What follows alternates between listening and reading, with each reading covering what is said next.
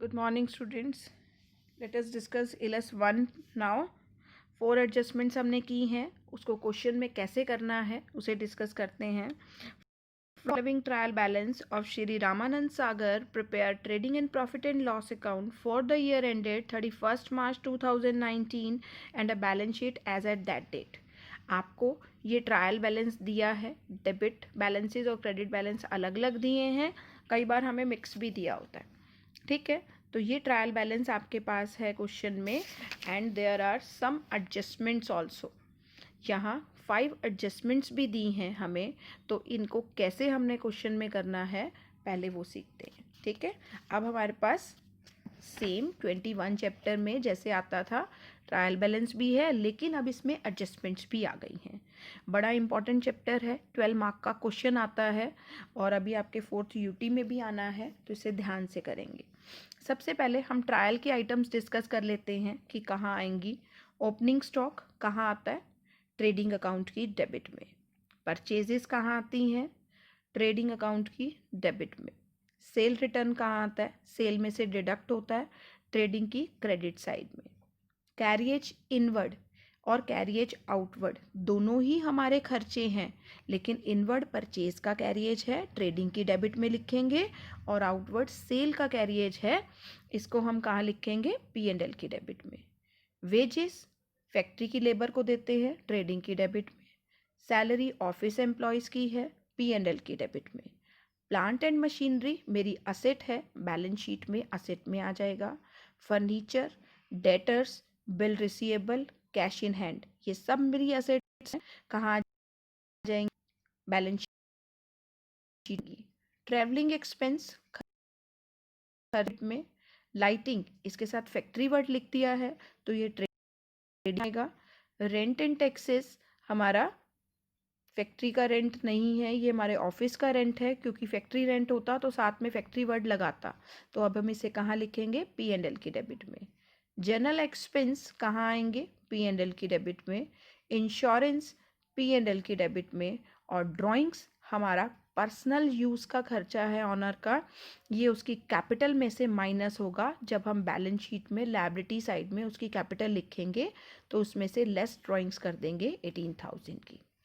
Okay, cell कहाँ आता है? ट्रेडिंग की क्रेडिट में. और परचेज रिटर्न ट्रेडिंग की डेबिट साइड में, परचेज में हो जाएगा. डिस्काउंट क्योंकि हमें क्रेडिट साइड में दिया है, ये का डिस्काउंट है, P&L की क्रेडिट साइड में लिखना है. क्रेडिटर्स मेरी लायबिलिटी है, जो मैंने उधार पे माल खरीदा है, इसकी पेमेंट मुझे करनी है, बैलेंस शीट की लायबिलिटी में आएगा. बिल्स पेबल भी मेरी लायबिलिटी है, और कैपिटल भी लायबिलिटी साइड में शो होता है. ओके ओके, ये आइटम्स हो गई डिस्कस. चलो अब एडजस्टमेंट्स करते हैं. और हमें पता है हर एडजस्टमेंट का अमाउंट 2 जगह आएगा. सबसे पहली एडजस्टमेंट है stock on 31st March 2019 was valued at 24,000, realizable value 30,000. Stock 31st मार्च को हमने वैल्यू लगाई 24,000 का, जबकि मार्केट में उसकी रियलाइजेबल वैल्यू 30 है. क्योंकि अभी ये बिका नहीं है स्टॉक, तो ये जो दो वैल्यूज़ हैं हमें कंफ्यूज करने के लिए दी होती हैं.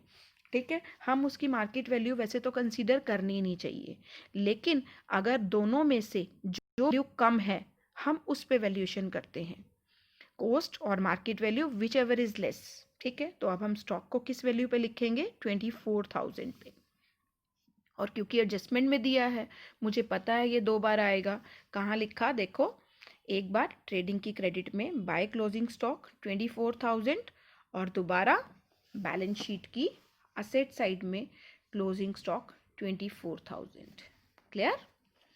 ओके, यही बताया था ना. सेकंड देखो, wages outstanding for the March amounting to 3,000. Outstanding है यानी कि अभी पे करनी रहती हैं, है मेरा इस साल का खर्चा. आउटस्टैंडिंग मीन्स मेरे ईयर का खर्चा है लेकिन पे नहीं किया. 3,000. तो क्या करेंगे? एक बार जब आपने यहाँ पे वेजेस लिखी थी ट्रायल वाली, इसी में ऐड कर दो आउटस्टैंडिंग वेजेस 3,000, और यहाँ अमाउंट आ जाएगा. और ये 3,000 का अमाउंट डबलिंग होगा क्योंकि एडजस्टमेंट है. ये कहाँ जाएगा? बैलेंस शीट की लायबिलिटीज में, आउटस्टैंडिंग वेजेस 3,000. क्लियर? 42,000 ट्रायल का अमाउंट था, वो एक बार आएगा, 3,000 एडजस्टमेंट वाला 2 बार लिख दिया। नेक्स्ट एडजस्टमेंट है हमारी सैलरी आउटस्टैंडिंग है 2500 की। ट्रायल के अंदर भी सैलरी थी, वो हमने कहाँ लिखी थी, P&L की डेबिट में, ठीक है, ट्रेडिंग के नीचे ही हम P रखते हैं ना। अब जो 2500 की आउटस्टैंडिंग है वो इसमें एक बार ऐड करके टोटल फिगर यहाँ लिख दो, और क्योंकि अभी ये पे करना है 2500 का अमाउंट दोबारा कहाँ आ जाएगा, आउटस्टैंडिंग सैलरी 2500 लायबिलिटीज में आ जाएगा। क्लियर बेटा? Okay. Prepaid insurance amounting to 300। Prepaid insurance advance है इंश्योरेंस का, मींस ये मेरे साल का खर्चा नहीं है, इसलिए इंश्योरेंस में से माइनस करना है 300। 300 की डबलिंग कैसे होगी, एक बार 300 इंश्योरेंस जो हमने ट्रायल वाला लिखा था इनर कॉलम में उसे माइनस कर दो, और दोबारा खाएंगे शीट की असेट में प्रीपेड इंश्योरेंस 300, ठीक है। And the fifth adjustment is provide depreciation on plant and machinery at 5% and on furniture at 20%. Plant और मशीनरी पे डेप्रिसिएशन लगानी है 5% से, और फर्नीचर पे लगानी है 20% से, ठीक है। अगर हम यहाँ देखें, प्लांट एंड मशीनरी 90,000 की और फर्नीचर 8,000 का, मैंने कहा था दोनों मेरी एसेट हैं, दोनों को बैलेंस शीट में लिख दो, प्लांट एंड मशीनरी भी और फर्नीचर भी। चलो पहले प्लांट एंड मशीनरी करते हैं। प्लांट एंड मशीनरी 90,000, ये 90,000 यहाँ लिखना है, ठीक है, और इसका 5% डेप्रिसिएशन है, तो 4500 की डेप्रिसिएशन जो है वो डबल करनी है। बच्चे गलती करते हैं कि ये जो लेस करके फिगर है इसको P&L में लिख देते हैं और यहाँ 4500 लिख देते हैं। ऐसा थोड़ी है कि 85,000 की डेप्रिसिएशन लगी और 4500 का प्लांट बचा, नो। आपने जो इसका 5% कैलकुलेट किया 4500, वो अमाउंट 2 बार आना है, ध्यान रखना है। ट्रायल वाला अमाउंट लिखा, उसमें से लेस डेप्रिसिएशन की, बाकी प्लांट की वैल्यू यहाँ लिख दी, और ये जो 4500 की डेप्रिसिएशन है ये हमारी P&L की डेबिट में शो हो जाएगी, to depreciation on plant and machinery 4500। Clear? Similarly furniture हमें दिया था 8,000 का, इस पे 20% डेप्रिसिएशन है, 8,000 इंटू 20/100 1600 इसमें से लेस की, ठीक है, और ये 1600 जो डेप्रिसिएशन का अमाउंट है कहाँ आ जाएगा, P&L की डेबिट में। इन्होंने इनर कॉलम में लिख के टोटल लिखा है, आप सेपरेट सेपरेट भी लिख सकते हो। क्लियर?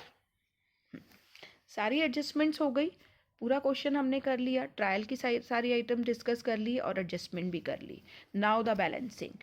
ट्रेडिंग अकाउंट की बैलेंसिंग मैंने बताया है कैसे करते हैं, दोनों साइड का टोटल करो, आपस में माइनस करो, और डिफरेंस कहाँ लिखना है, जिस साइड का टोटल कम था।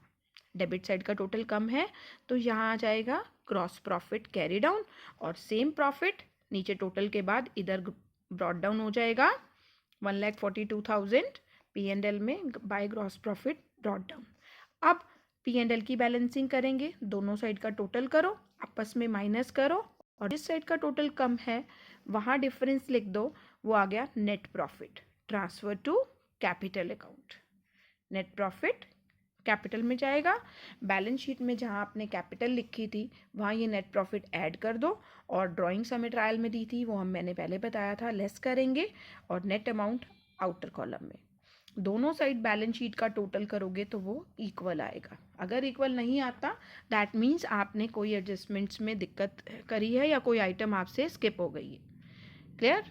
चलो नेक्स्ट आगे की एडजस्टमेंट डिस्कस करेंगे नेक्स्ट लेक्चर में। ओके।